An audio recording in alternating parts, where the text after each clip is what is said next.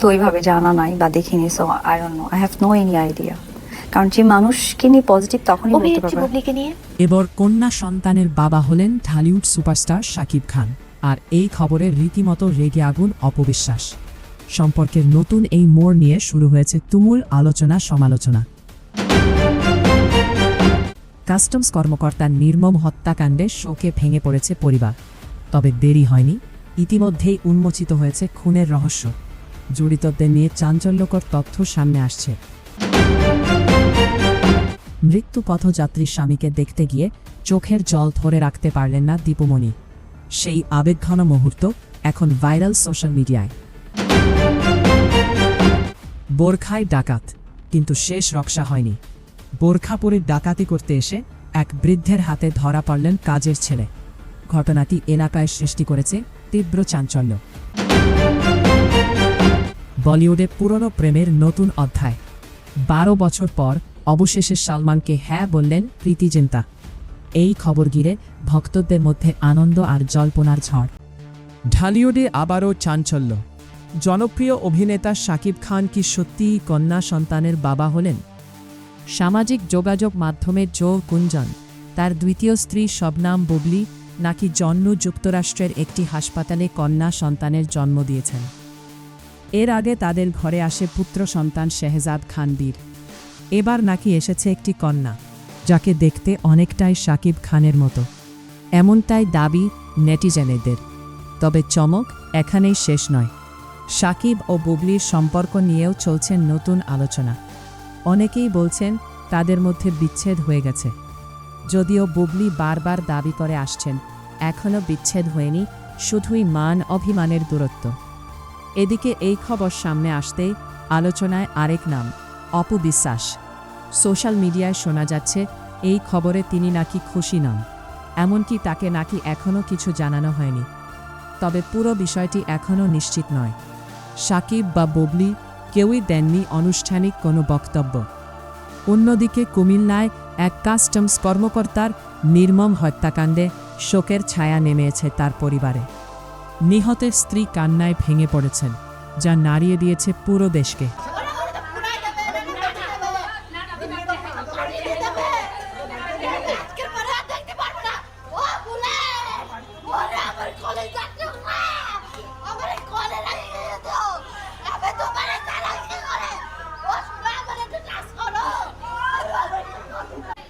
Bullet বৈরাগী আমাদের এখান থেকে প্রায় 25 দিন আগে রিলিজ দিয়ে একাডেমিতে ট্রেনিং অবস্থায় ছিল, এবং ট্রেনিংয়ের ক্লাস শেষে সে এই শুক্রবার রাত্রে এখানে এসে নামে। যেহেতু ওখানকার প্রশাসনের আন্ডারে ছিল, বাট এখানে যখন ঘটনা জানাজানি হয়েছে আমরা সঙ্গে সঙ্গে এখানে এসেছি, এবং আমাদের যে প্রশাসনের সাথে আমরা এবং তারা দ্রুত ব্যবস্থা নিয়েছে, এবং এটা একটা প্রপার ইনভেস্টিগেশন, কারণ তদন্ত ছাড়া তো এটা বলা সম্ভব না। ইনশাল্লাহ প্রপার ইনভেস্টিগেশনের সকল ব্যবস্থা করার আমরা ব্যবস্থা নিয়েছি। আমি আমার স্বামীর শুধু রক্তাক্ত শরীর দেখছি, বরফে শহরে রয়েছে, আমি সেটাই দেখছি। এখন তার আন্দাজ করতেছে ঘুম থাকতে পারে, এখন অনেকে অনেক কিছু আন্দাজ করতেছে, রিপোর্টে কি আসবে, তদন্ত চলবে, অনেক কিছু ব্যাপার আছে। আমরা আসলে কিছুই বুঝতে পারতেছি না, কারণ তার বাসায় আসার কথা, আমি তার জন্য অপেক্ষা করতেছি। তার মা বাবার একটা সন্তান, আমার সন্তানের 1 বছর হয়নি, কালকে 1 বছর হবে। আমার ম্যারেজ লেগেছে 2 দিন আগে, সব কিছু আমার রেগে গেল। এখন যে কী হয়েছে, ও এমনি ঘুরতে পছন্দ করে, বলছে আমি একদিন ঘুরতে যাবো, যেহেতু ওর ট্রেনিংয়ে সচরাচর শুক্র শনি ছুটি থাকে না, অনেক সময় শুক্রবারও ক্লাস থাকে। এবার ছুটি পাইছে, বলতেছে আমি তাহলে একটা দিন ঘুরে আসি। 4:30 শেষ কথা হয়েছিল, তখন সে আমি বলতেছি বাবা কখন আসবা, সে বলতেছে যে আইতেছি, আইতেছি। তখন আমি বুঝলাম যে এই ভাষা আমার ছেলের না, আমার ছেলের একটা কিছু হয়েছে, অন্য লোকের হাতে ফোন চলে গেছে। আমি তখন আমার ফ্ল্যাটের বিল্ডিংয়ের লোকদের ডাকছি, তারপর 5টায় থানায় গেছি। এই আমি 5টায় থানায় যেও ফোনটা ঢুকছে, একবার ফোনটা ঢুকছে আর আমরা চাচ্ছি যে এটা যেন মানে একটা সুষ্ঠু তদন্ত নিয়ে একটা সুষ্ঠু প্রশাসন, যেন একটা খুব দ্রুত একটা সুষ্ঠু বিচার আমরা চাচ্ছি আর কি। এটা তো খুব ভালো লোক ছিল, যথেষ্ট ভালো আমার দৃষ্টিতে, কেন 72টা প্লাট হিন্দু, মুসলমান হইল আপনার 36টা। তারপরে একদিন সকালে যায়, বিকেলে, কোনোদিন আমার ব্যক্তি হিসেবে যথেষ্ট ভালো ছিল। এর এক ছেলে, ওয়াইফ আছে, একটা বাচ্চা না 2টা বাচ্চা আছে। ওই দিন যেদিন ঘটনাটা কালকে ফেসবুকে মোবাইলে দেখলাম আর ফটো তদন্ত চাই, সুষ্ঠু তদন্ত হোক, সুষ্ঠু বিচার হোক, এটাই আমরা সরকারের কাছে আশা করি। সাবেক মন্ত্রী দীপু মনির স্বামী ডাক্তার তৌফিক নেওয়াজ অসুস্থ অবস্থায় হুইল চেয়ারে করে আন্তর্জাতিক অপরাধ ট্রাইব্যুনালে হাজির হয়েছেন। তাকে দেখে অনেকেই আবেগ আপ্লুত হয়েছেন এবং বিষয়টিকে ভালোবাসার এক অনন্য উদাহরণ হিসেবে দেখছেন সবাই।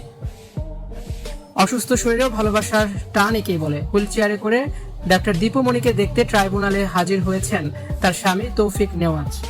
রাজনীতি বা ক্ষমতার ঊর্ধ্বে যে মানবিক সম্পর্ক ও ভালোবাসার টান থাকে তার এক বিরল দৃশ্য দেখা গেল আন্তর্জাতিক অপরাধ ট্রাইব্যুনাল প্রাঙ্গণে। সাবেক সমাজ কল্যাণ মন্ত্রী ডাক্তার দীপু মনির সাথে দেখা করতে হুইল চেয়ারে চড়ে হাজির হলেন তার অসুস্থ স্বামী ডক্টর তৌফিক নেওয়াজ। গত কয়েকদিন ধরে সামাজিক যোগাযোগ মাধ্যম ও বিভিন্ন সংবাদ মাধ্যমে এই দৃশ্যটি আলোচনার কেন্দ্রবিন্দুতে পরিণত হয়েছে। ভিডিওতে দেখা যায় শরীর অত্যন্ত দুর্বল হওয়া সত্ত্বেও এবং চলাফেরা করতে অক্ষম হওয়া সত্ত্বেও স্ত্রী দীপু মনিকে এক নজর দেখার জন্য তিনি ট্রাইব্যুনালে এসেছেন। এর আগেও তাকে একইভাবে অসুস্থ অবস্থায় স্ত্রীর সাথে দেখা করতে আসতে দেখা গিয়েছে। উপস্থিত সাধারণ মানুষ ও প্রত্যক্ষদর্শীদের অনেকেই এই দৃশ্য দেখে মন্তব্য করেছেন যে এটি ভালোবাসার এক জীবন্ত উদাহরণ। রাজনীতির কঠিন বাস্তবতার মাঝেও এমন জীবনসঙ্গীর পাশে থাকার আকুলতা অনেকে স্পর্শ করেছে। ডক্টর তৌফিক নেওয়াজ দীর্ঘদিন ধরে গুরুতর অসুস্থ। শারীরিক সীমাবদ্ধতা তাকে ঘরে আটকে রাখতে পারেনি। যখন বিষয়টি তার প্রিয়তমা স্ত্রীর সাথে সাক্ষাতের, এই ঘটনাটি আবারও প্রমাণ করলো যে প্রতিকূল পরিস্থিতিতেও একে অপরের প্রতি শ্রদ্ধা ও ভালোবাসা অটুট থাকতে পারে। দীপু মনি বর্তমানে বিভিন্ন মামলায় আইনি প্রক্রিয়ার মধ্য দিয়ে যাচ্ছেন এবং ট্রাইব্যুনালে হাজিরা দেওয়ার সময় তার স্বামী এই আবেগঘন উপস্থিতির মধ্যে নজর কেড়েছে এবং সবাই আবেগে আপ্লুত হয়েছে। ঘড়ির কাঁটায় তখন সময় রাত 12:50। সিসিটিভি ফুটেজে দেখা যায় মুখ ঢাকা কালো রঙের বোরকা পরা একজন নির্জন রাস্তায় ঘোরাঘুরি করছেন। দেখলে মনে হবে কোনো নারী হয়তো কারো জন্য অপেক্ষা করছেন। উকি দিয়ে এদিক ওদিক তাকিয়ে দেখেন কেউ আছে কিনা, এরপর একটি বাসায় ঢুকে পড়েন। আরেকটি ফুটেজে দেখা যায় দুই বাড়ির মাঝখানে জায়গা দিয়ে গ্রিল বেয়ে তরতর করে 4 তলায় উঠে আসছেন সেই বোরকা পরা মানুষটি।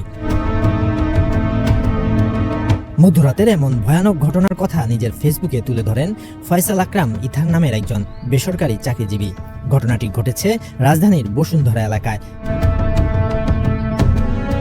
তিনি লেখেন, গতকাল রাতে আমাদের বিল্ডিংয়ে একটা খুন হতে যাচ্ছিল। রাত 12:50-এ বোরকা পরে গ্রিল বেয়ে 4 তলায় উঠে আসে একজন। এরপর ঘুমিয়ে থাকা আমেরিকান সিটিজেন বাংলাদেশি আনোয়ারের গলায় ছুরি ধরে টাকা দাবি করেন। উনি বাসায় একাই থাকতেন। 78 বছর বয়সী সেই বৃদ্ধটি 1 সেকেন্ডও দেরি না করে মুহূর্তেই বোরকা পরা লোকের ছুরি ধরা হাত ধরে ফেলেন এবং তাকে সামারসল্ট মেরে ফেলে দেন।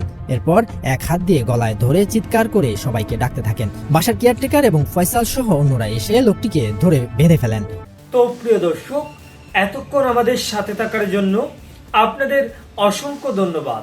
আর হ্যাঁ, আজকের এই উক্ত বিষয়গুলো হতে আপনারা কি বুঝতে পেরেছেন তা অবশ্যই আমাদের কমেন্ট করে জানাতে ভুলবেন না। আজকের মতো এখানে বিদায় নিচ্ছি। দেখা হচ্ছে পরবর্তী কোনো একটি ভিডিওতে। ভালো থাকবেন সবাই। ধন্যবাদ সবাইকে।